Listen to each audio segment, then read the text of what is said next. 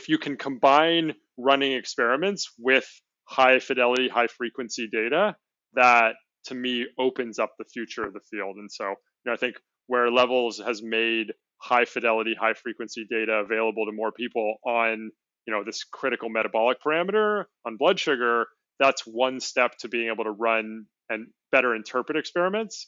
And then, obviously we're going to talk later about other things we might want to measure, but as you go from a few things you can measure like that to tens of things, then the covariates and other factors are important. But our big thing is you've got to be running experiments, otherwise you don't know what caused what.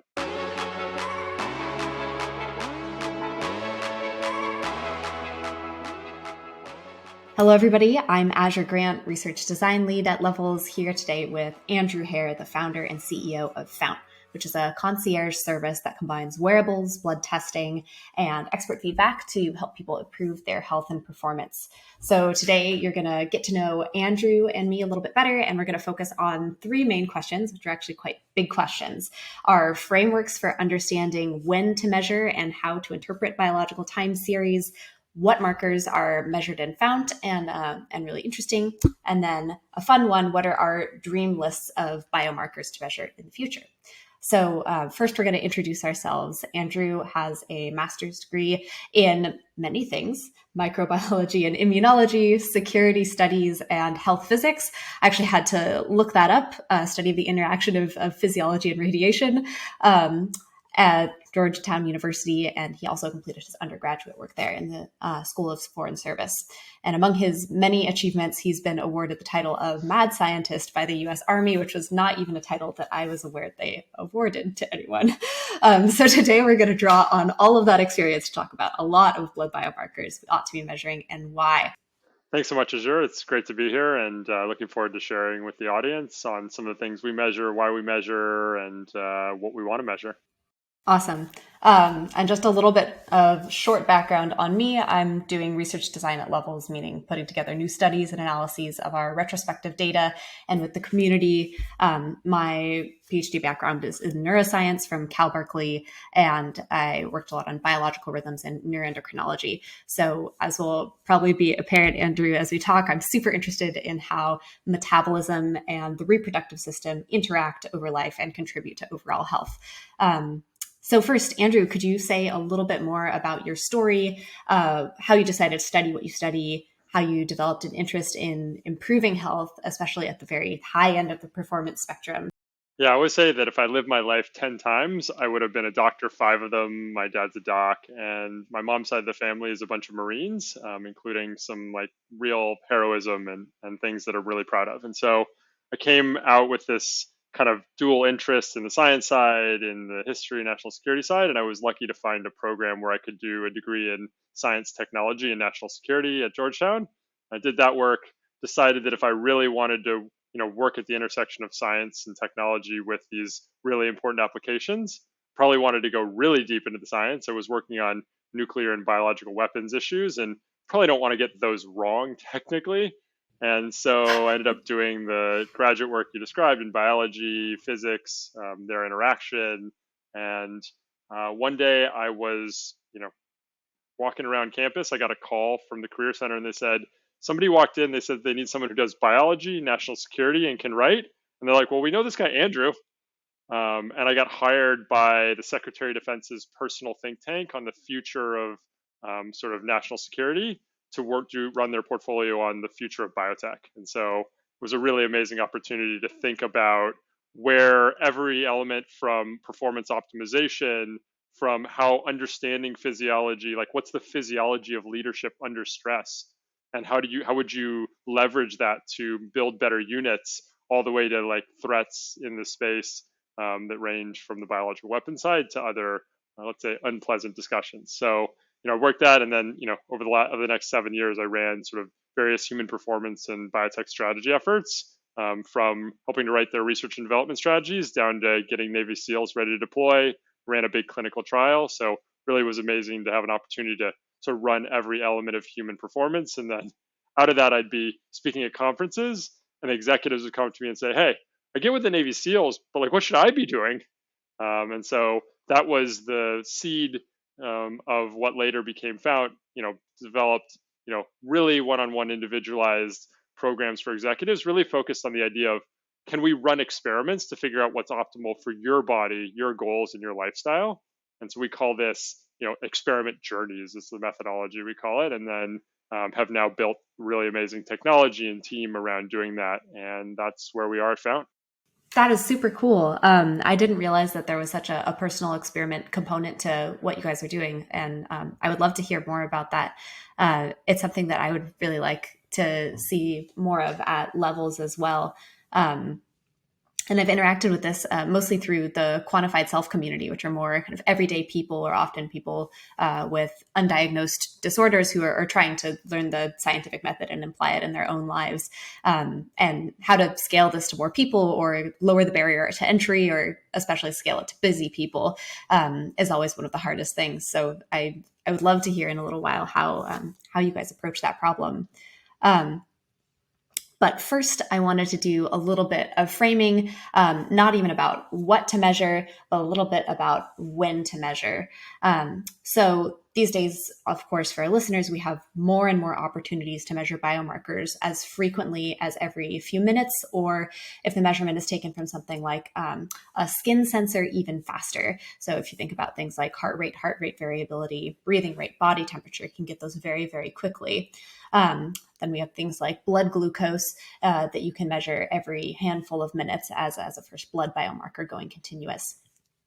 So this enables the device to not only capture a single blink in time out of context, but also to evaluate a variable as a person goes throughout their day, takes actions, has experiences, and wants to relate those experiences and actions to what's going on inside their body.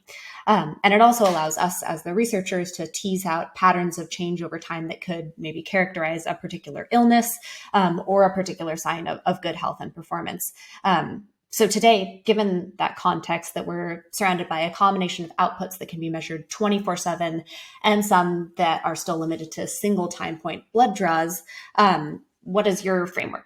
Yeah, the way we think about it is really dependent on the client's goals. So, when we step back, we think about helping clients optimize to their body, their goals, and their lifestyle. And so, if your goals are about energy and focus, those are largely subjective quantities. And so, there we're going to be asking you, we're going to ask you directly about it. Obviously, you could actually measure objective focus, but it's really like, when do you want to focus? So some people, for example, will say, hey, I have these 3 hours in the afternoon. That's my deep work time. I want to drop into focus then. And so our goal is to measure when you want to be in that state.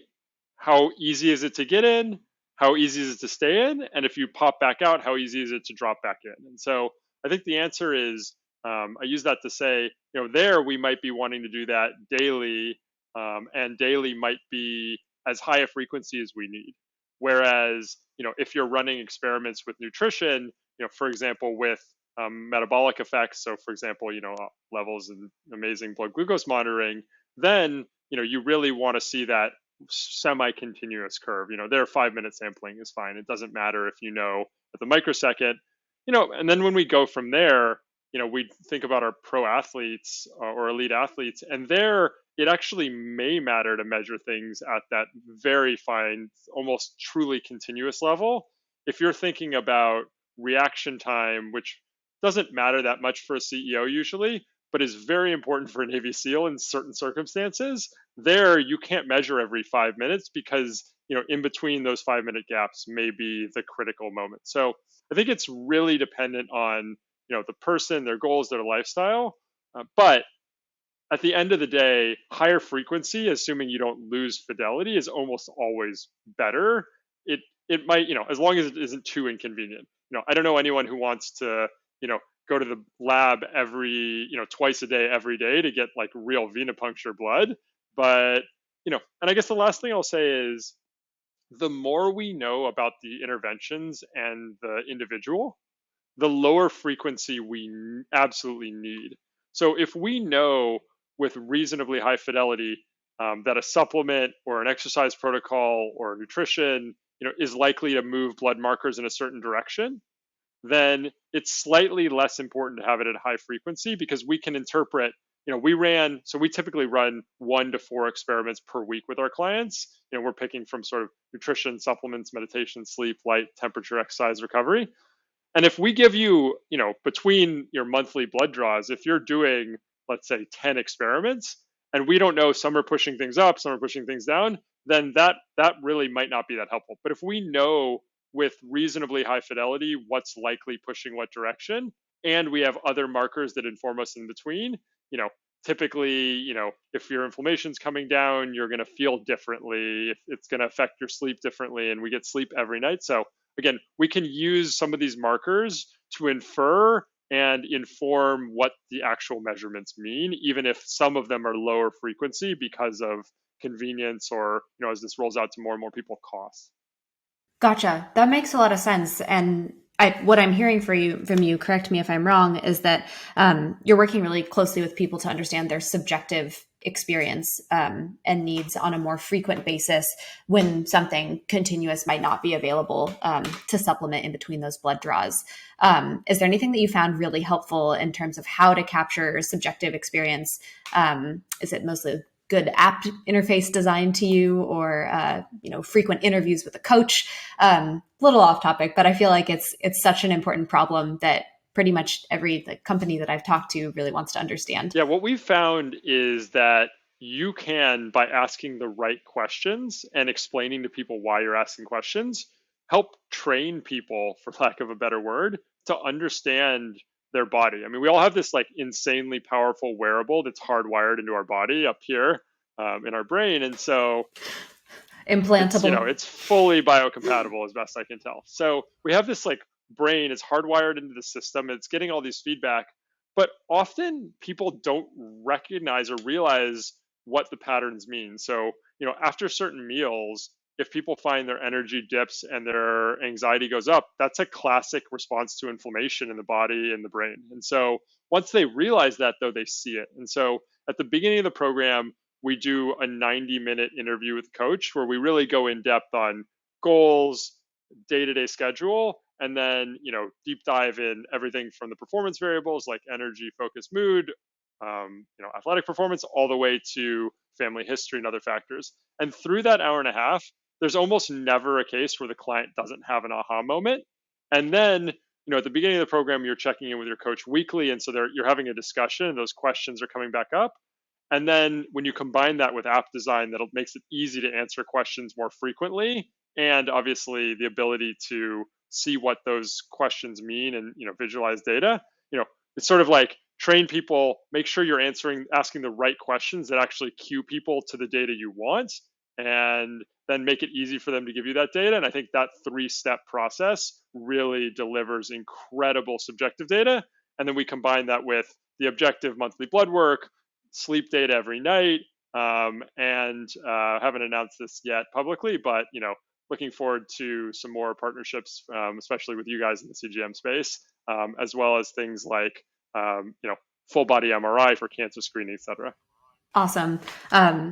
I totally agree. I mean, one of the things that I've learned so far is even with minute by minute data can work really hard to pull out features that are predictive of something. So, for instance, ovulation prediction and confirmation was a really fun thing to work on.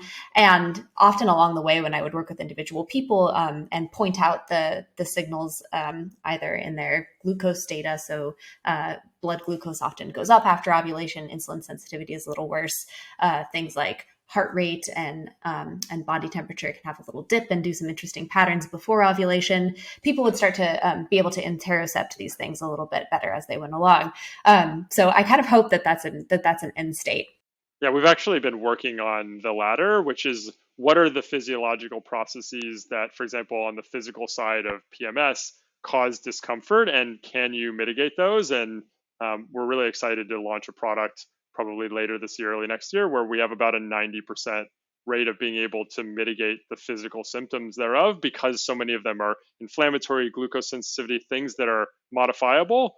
But if you match the right interventions to the right part of the rhythm. And so there, I think is, exactly to your point, either you need to know where you are in the rhythm objectively, or the person needs to be able to infer it from their subjective state. And that's what's really cool as we think about pairing interventions with diagnostics.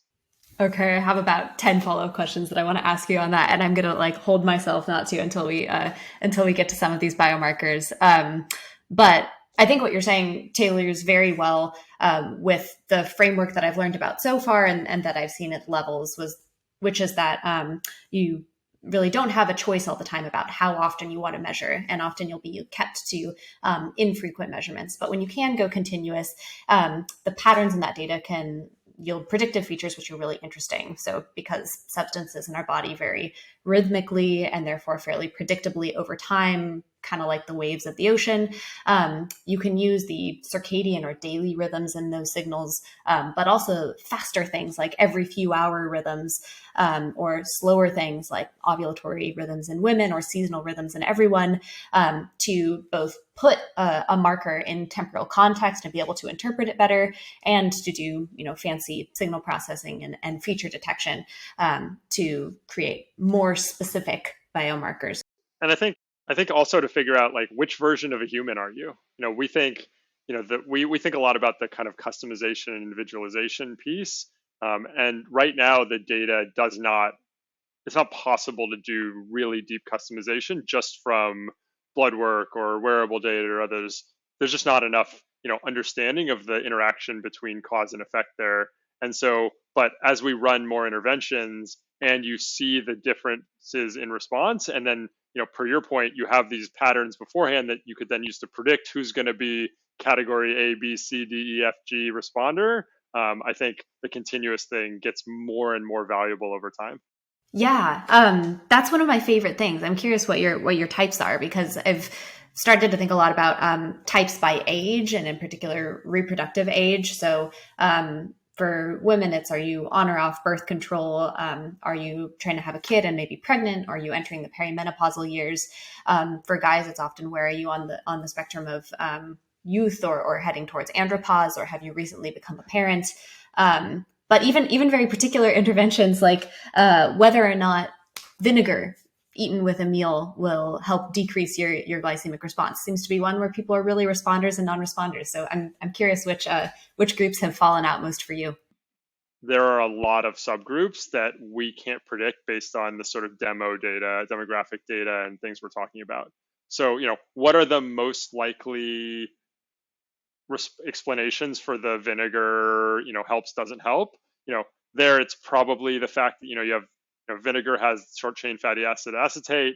Some people, it probably interacts with some people's gut microbiome in a way that then prevents or accelerates an inflammatory gut response to something that they've eaten. So, that is, you could say, well, let's subgroup based on microbiome, but your problem then is like, it may be actually like the effect of the food times the effect of the microbiome times the person's, let's say, susceptibility to inflammatory issues. And so we think that this is a perfect problem to be made amenable, to solving via machine learning. And so to do that, we're going to need data sets, though, that are experimental. And so I think that's where, if you can combine running experiments with high fidelity, high frequency data, that to me opens up the future of the field. And so, I think where Levels has made high fidelity, high frequency data available to more people on, this critical metabolic parameter on blood sugar, that's one step to being able to run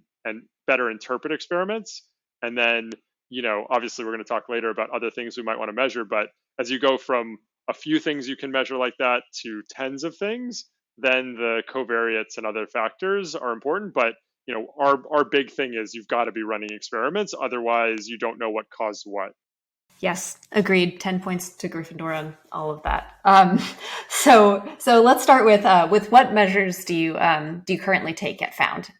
Yeah, so we do a baseline for everybody. So that's about 100 blood and urine biomarkers. From it's a 14 It's to a big panel. 18 tubes. It turns out that if you work with the major labs in the country, you find out what is the maximum number of tests you can order before it messes their system up. And there is it's about 35 with the major players. After 35, they have a second page in their system that the people don't know to look at. There's a really bad UX, like user experience problem or user interface problem. So you actually don't want to order more than that because they'll actually not draw those labs. So anyways, you end up figuring out how many tests you can order. And so we're looking at things Are you like, working with multiple labs then? we primarily work with Quest day to day, but we do in other circumstances work with other labs. But our standard draw is through Quest. And so, we're looking at inflammatory markers, we're looking at hormonal markers, we're looking at metabolic markers. Beyond those, liver function, kidney function, cardiovascular risk markers like lipids and others. So, really going down through all of these different systems, vitamins, minerals, and we've really targeted it. I always say we order a lot. I know we order a lot of labs, but there's plenty more we could order, but we're really interested in the things that are either most predictive or most actionable. And so, but the flip side of that is people always say, oh, the blood work you order must be the most valuable thing. And my answer is actually the subjective data is the most valuable piece.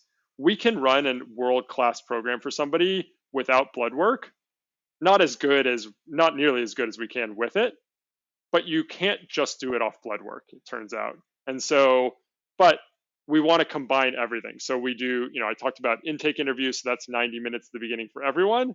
And then everyone, we're tracking their sleep data through an Oura ring where we're getting nightly, not only sleep, but also heart rate variability, looking at sympathetic tone as a proxy for stress levels and recovery and those factors. So, and then, we're adding to that now full body MRI, that's a cancer screening tool, but you also find rather interesting either inflammatory inputs or, for people who have various orthopedic challenges, you find things that may or may not explain. Although, public service announcement, just because you have a slip disc on an MRI doesn't mean you have symptoms. In fact, most people have, things like that on MRIs that are actually don't really matter. And, continuous glucose monitoring will be rolling out here shortly, as well as DNA things. DNA, we've been really, I'd like to say intentional about because there's some really tricky privacy and security issues coming out of the military world.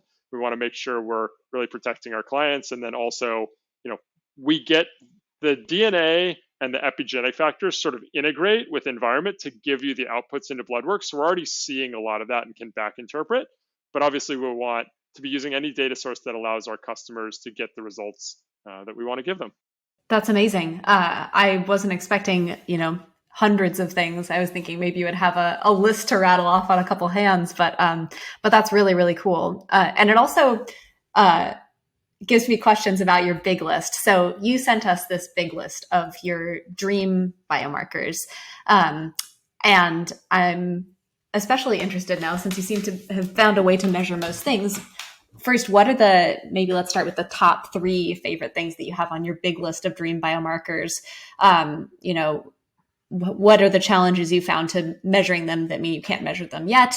What do they do and what do you want to do with them? And how often would you like to measure them? Top 3 is a tough standard here. But, I think the question really was like, if you could have continuous monitoring, what would you want? And then I think about for continuous monitoring, I want to measure things that a point in time measurement is not valuable. So, blood sugar at a point in time is really hard to interpret. You don't know if you're going up the slope, down the slope. Are you at the peak? Are you in a valley? So things that are released in, let's say, a pulsatile fashion, like pulses of it are released and it might blip and then come down, but these matter. So that's things like stress hormone levels, cortisol, epinephrine, or adrenaline. That's hormones like, human growth hormone is released in a very pulse-wise fashion, even things like testosterone. And then, neurotransmitters. We would love to measure neurotransmitters at the neural level in the brain, but I don't think it's a good idea to be sampling from the brain. I think that's going to cause more problems right now than help. But, I think people sometimes underappreciate the importance of these peripheral neurotransmitters. So serotonin is called serotonin, sero blood, tonin, like basically it was originally defined as a blood pressure modulator. And so serotonin, dopamine, all of these things are, I think, really valuable. And then one I'm absolutely fascinated by, the new research on food sensitivities shows that you can have an allergy to a food only in the lining of your gut and not in your peripheral blood. So that means that most food sensitivities you cannot test for today. The blood tests, the skin tests won't test for them because the allergy doesn't exist there. And so, food sensitivities are such a big issue for people. And when we get rid of them via elimination diets for clients, they feel so much better. But there is a systemic effect of this allergic response in the gut where histamine and other cytokines and chemokines are being released, these immune factors. And so if we could watch you eat different foods and in real time watch the production of things like histamine peripherally, it's my belief that you could make a continuous food sensitivity measurement that would actually really help people optimize their diet in a very cool way. That would be amazing. So you think a combo of something like maybe a CRP and a couple interleukins and inflammatory cytokines would be something that you would like to see be able to rise maybe really quickly, along with a glucose spike after you eat something you're sensitive to, and then maybe not if you eat something that your body's good with. I think that would be, we're going to that future. I want that future for everybody. And I think it will be very valuable. Yeah, I think that's great. And the, you're mentioning neurotransmitters, especially dopamine is one that I think is super interesting.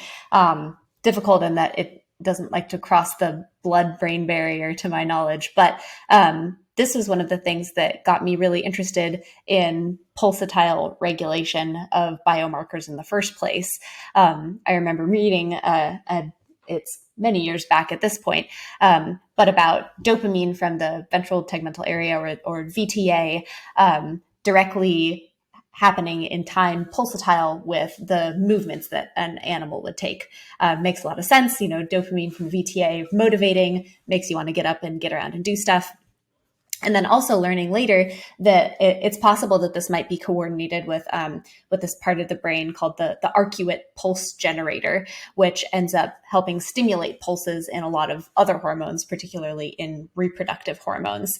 And I think that what you mentioned about pulsatility, meaning A, that if a hormone is pulsatile, it makes more sense to measure it continuously. And then B, that there might be some signal in the shapes of those pulses is something I find super interesting. So for instance, like I'm curious to hear your thoughts more on continuous testosterone measurement, because not only is this something that I think a lot of guys may not be aware when their testosterone starts to decline due to stress or age-related factors, but I was also really interested to learn that when a person has a socially successful interaction with another person, for guys, testosterone goes up. And if you have something you perceive as social defeat, testosterone will actually go down. And obviously I'm not a guy, but I've told several of my friends about this, and I've universally got a response that, oh my gosh, it would be very motivating for my health to know what my testosterone was doing. Yeah. And I think, you just nailed a ton of really interesting points, but one, yes, like yes to all of these interesting interaction states, and the shape of the curve, I think, is, a nuanced point in our field, but a really important one. And I'm sure you're doing a ton of work on what the shape of the curve looks like for blood glucose and why you would get different shapes. We've been doing some internal testing trying to look at that, not on, we don't have the size of the data sets you have, but this question of like, why do some people get spikier responses and why do some people have smoother responses, even if heights and area under the curve, if other parameters are similar, what's going on there? So very interested in that sort of question. And then, to testosterone, there's another level, which is if you are high status versus low status, it actually affects whether you get the testosterone boost or you don't. And so you can just imagine these really fascinating interactions between meditation and breath work to mitigate some of the anxiety factors between of status interactions, along with, CBT and other things, combined with understanding how different interactions, cause you to be more performant or less performant. So I think, yeah, all these things are interesting. And then, to your point, the right type of feedback at the right time is highly motivating. And so, I think, how do we get the right type of feedback at the right time with the right solutions for the client? So we think, for example, when we look at sleep data, if you don't sleep well that night, we want to be able to tell you, here is the intervention based on how poorly you slept last night. Here's what you should do this morning to perform better during the day. And there's lots of things we can do around, um, you know, the inflammatory effects of insufficient sleep, of the sympathetic effects, of the sort of like arousal effects, not sexual, but sort of energy levels and focus things. So there is, the nap timing. Most people are like, oh, I don't have time to take a nap during the day, except like the studies say maybe 5 or 10 minutes is optimal. And so again, what are our recommendation sets customized to your body and your goals in your day based on the data? I think is, motivating, and then solves the problems, and then then we're really cooking with gas. Totally. That reminded me a little bit of, overall a weird book, but there's a part in this book called Fall that was one of Neil Stephenson's recent book where the main character talks about naps, and for him the feeling of having broken the thread, whether that took 5 minutes or whether that took 20 or 30 minutes, is this thing that like kicked him back into action. And so I've kind of wondered how well that had been tested. And if it were really true. I'd also seen you mention some things about nitric oxide, which I think is pretty related to the need for measurement of sex steroids. Is that still one of the top ones on your list? Yeah, I think it's interesting for a number of reasons. One, as you eat things that cause sort of like oxidative damage to your blood vessels, you tend to destroy nitric oxide. And so, you could watch as you eat sugar that it would probably drop your nitric oxide levels and do other things. And so we think this damage to vasculature beyond just the cholesterol and cholesterol particle piece is an underappreciated factor for longevity. So we're thinking a lot about interventions that can protect the blood vessels.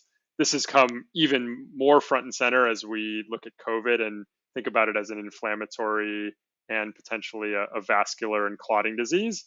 So I think that, and then also, all of the ways that, that blood vessel dilation is involved in performance. And I think, that's performance from the athletic standpoint to performance in bed, where you want, the right type, you want blood vessels to dilate at the right place at the right time to perform well. And, one of the funny things you get is if you dysregulate these systems. So for example, when people take things like Viagra or these drugs that cause specific types of vasodilation, opening of the blood vessels, often people get a stuffy nose while also having better sexual performance. So, that just shows that you want these blood vessels to open in the right place at the right time.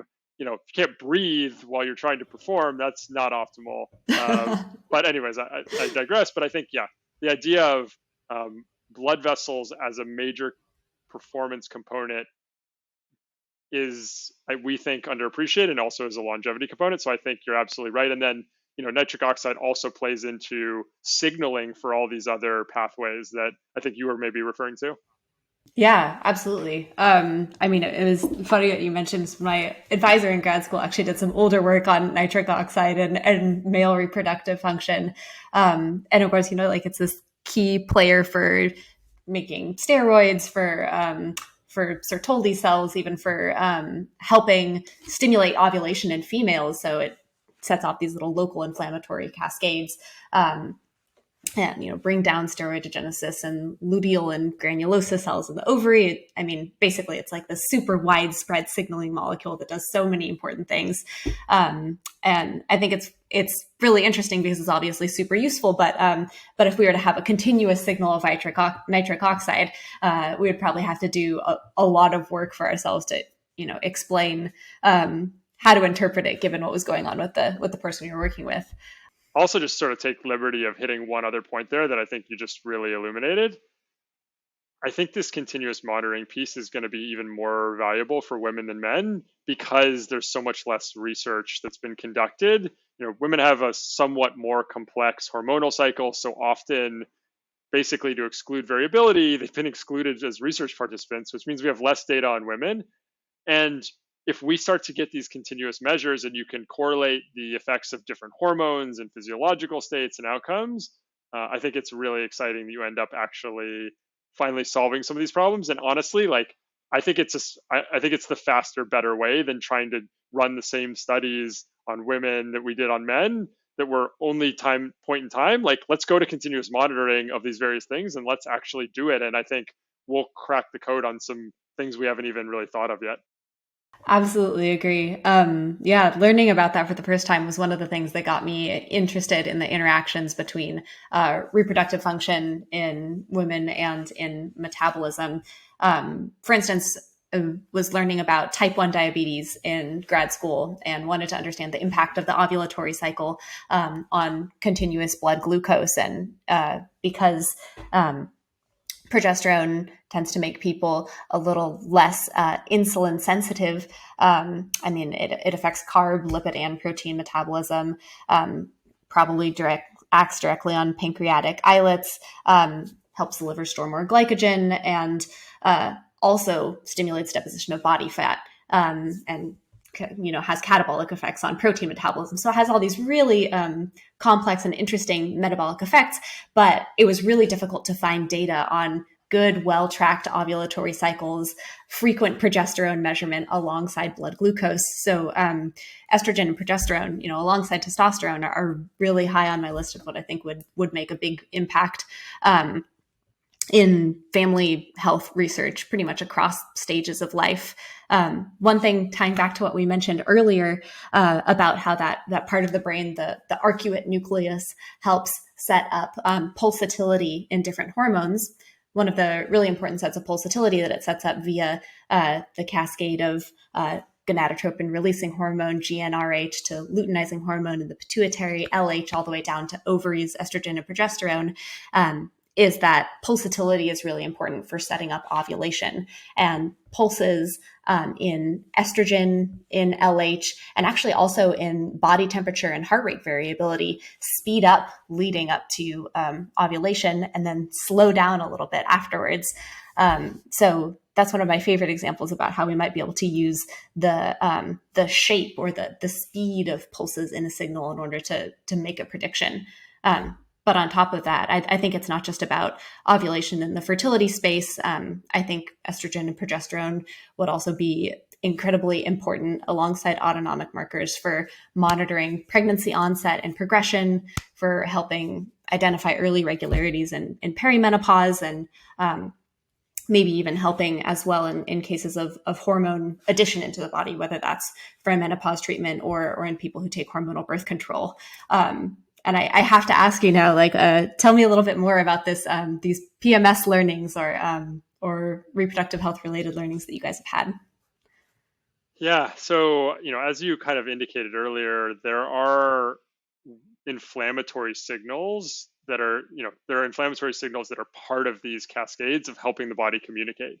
Inflammation is usually used as a kind of a catch-all word, let's say, for actions of the immune system that are bad, but we need some of these, increases in activity in the immune system to regulate our body. And so we've been looking at what is the effect at different times in the cycle and how would you modulate nutrition, exercise, supplement protocols through the cycle in a way that supports the body, mitigates the negative effects on performance, cramps, other factors, without messing up the underlying physiological mechanisms and without using really blunt force instruments like hormones or things like that. And so we have some, I think, cool insights into natural products, plant, fruit, and vegetable extracts that have, let's just say, unexpected effects that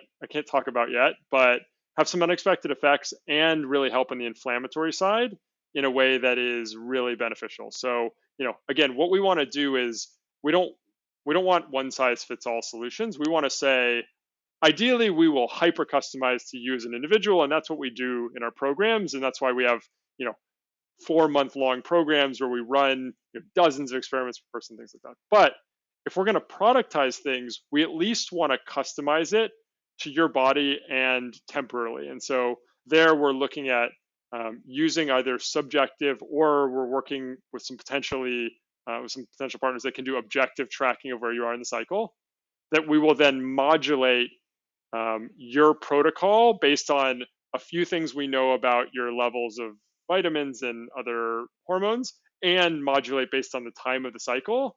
And one of the things we've invested in that's, I think, kind of cool to make this all happen is we run our own custom supplement packaging facility. So we can put together a pack that's like different for anybody, that has this on the morning of day one, but not in morning of day two. It has it in the morning of day six. And we can do, I think we have 80 different items that we can do any level of customization. And so it's really cool to be able to generate a custom protocol and then be like, I felt great day 1, 2, and 3. Day 4, I felt off, and then change day 4 only and see if we can really optimize. And then, the program we offer is expensive because we want it to be the best program in the world. We want to, give you a lot of service and experience. Our coaches are former Army Rangers and Navy Special Operators. It's a really fun thing to do, but we also understand that not everyone can afford that. And so we want to make some of this cutting edge insight we're generating from our clients available to people. And so that's why we want to build products out of it. And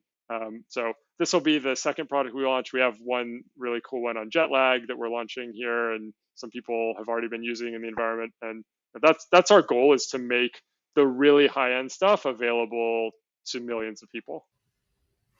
That is so cool, man. I was just thinking about personally, after I like to do longer distance running, and the combination of work going into tracking an ovulatory cycle, trying to look at phase effects on training, learning how to eat differently, and coming to understand this pattern really well. And then doing the same thing, talking to older generations in my family or friends who are on birth control.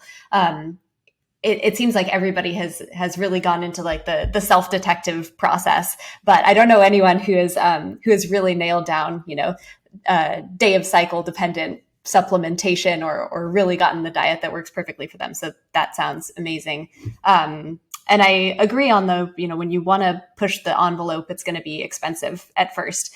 And if you want to be able to order hundreds of biomarkers or do really specific, personally intensive experiments, that's going to have to come at a cost, at least for the first lot of people who do it. But I really like your philosophy of trying to take those learnings and then somehow make them open access. And I think that feels very close to Level's philosophy of trying to respect the data that we collect by making the learnings from it more publicly available, and hopefully some of the de-identified data publicly available too. So we are right almost up at the end of our time today. I think the use cases that you mentioned are super, super interesting. I love that you're combining blood markers with continuous peripheral data, and also interested in the future of continuous blood biomarkers. Is there anything else that you want to bring up that we haven't had make it on the list yet? No, I think I really enjoyed the conversation. I would just say, this is like my opportunity to talk to your audience. And so my favorite things to harp on are, run experiments on yourself. You will find out super interesting things. And in combination with that, if you listen to your body, you will notice things. And often those are then explicable. I mentioned that if you feel lower energy and more anxiety after a meal, like that's often an inflammatory effect. Could also be a blood sugar effect. But you could start to find these patterns and then back out what's causing them. So love any opportunity to help people experiment. I think things like Levels, where you have better data or make it easier to collect data, anything like that, where we can make it easier to run these experiments, get data, and help people reach their goals. That's amazing, and that's this future I believe we're all pushing towards, and I think we're closer to that future than people think. Sounds great to me. Yeah, and I love that kind of the missing ingredient or the important thing isn't what you might think of measure everything in the world. It's to combine that with like a really deep dive into your subjective experience and almost like the permission and guidance in order to pay attention enough and ask yourself the right questions to be able to figure out what works for you. So thank you so much. It was wonderful to talk to you. And we'll make sure we put in the show notes where people can go to learn more about you and learn more about Fount.